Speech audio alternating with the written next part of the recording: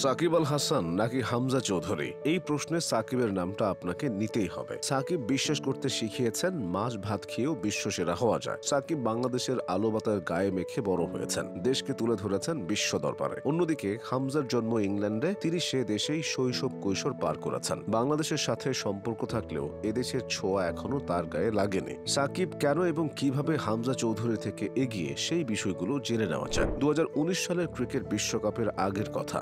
বাংলাদেশের একজন রেডিও ধারাভাষ্যকার ইংল্যান্ডের এক স্টেডিয়ামে ঢোকার চেষ্টা করছিলেন, কিন্তু দারোয়ান কিছুতেই ঢুকতে দিচ্ছিল না। জানতে যাওয়া হয় কোন দেশ থেকে এসেছেন। উত্তরে তিনি বলেন বাংলাদেশ। উত্তেজিত হয়ে সেই দারোয়ান ইংরেজিতে যা বলেন তার অর্থ দাঁড়ায়, আপনি সাকিব আল হাসানের দেশের মানুষ।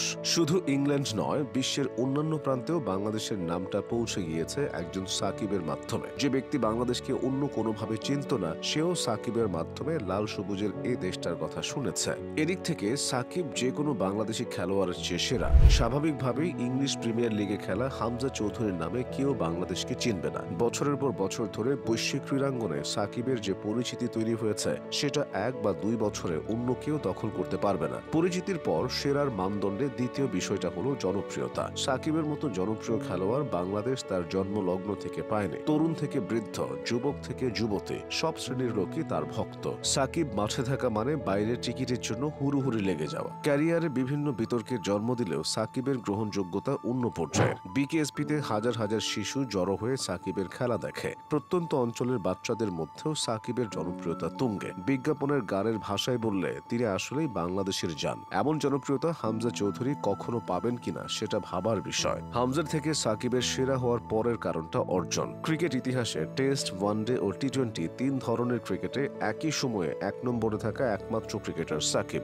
2015 সালে তিনি এই বিরল কীর্তি অর্জন করেন। সাকিবের এই রেকর্ড নেই বিশ্বের অন্য কোনো ক্রিকেটারের। এই জন্য তাকে বলা হয় বিশ্ব সেরা অলরাউন্ডার। তার অর্জনের ঝুলিটা আরো চওড়া। আন্তর্জাতিক ক্রিকেটে তিনি ছাড়া 14,000 রান ও 700 উইকেট নেই অন্য কোনো ক্রিকেটারের। এছাড়া তিনি 2017 সালের অক্টোবরে ওয়ানডেতে 5,000 রান ও 200 উইকেটের মাইল ফলক স্পর্শ করেন, যেটি করতে তার ম্যাচ খেলতে হয়েছে 178টি।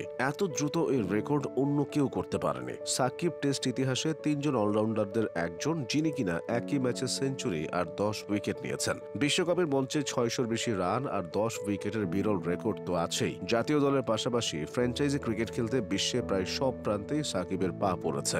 আইপিএল থেকে বিবিএল, পিএসএল, সিপিএল, এলপিএল কিংবা এমএলসি, সাকিব খেলেননি এমন কোনো টি-20 লিগ নেই। অন্যদিকে হামজার যা অর্জন, সেটা ইংলিশ ক্লাব লেস্টার সিটির হয়ে। বাংলাদেশের হয়ে তার পথ চলা সবেমাত্র শুরু। হ্যাঁ, জনপ্রিয়তার বিচারে ফুটবলের চেয়ে ক্রিকেট পিছিয়ে, কিন্তু এতে সাকিবের কোনো হাত নেই। সাকিব সেরা হওয়ার আরেকটা কারণ, স্বয়ং খেলোয়াড়রাও তাকে আইডলাইজ করে। তাকে দেখেই তরুণ ক্রিকেটাররা সামনে এগিয়ে যাওয়ার অনুপ্রেরণা পায়। শৈশবে অনেকেই একজন সাকিব হতে চাইতো। জাতীয় দলের জুনিয়র ক্রিকেটারদের অধিকাংশ সাকিবকে দেখে ক্রিকেটার হয়েছে। আফিফ থেকে মাহেদী, শান্ত থেকে সাইফুদ্দিন, আইডল হিসেবে তারা সবাই সাকিবের নামটাই বারবার বলেছে।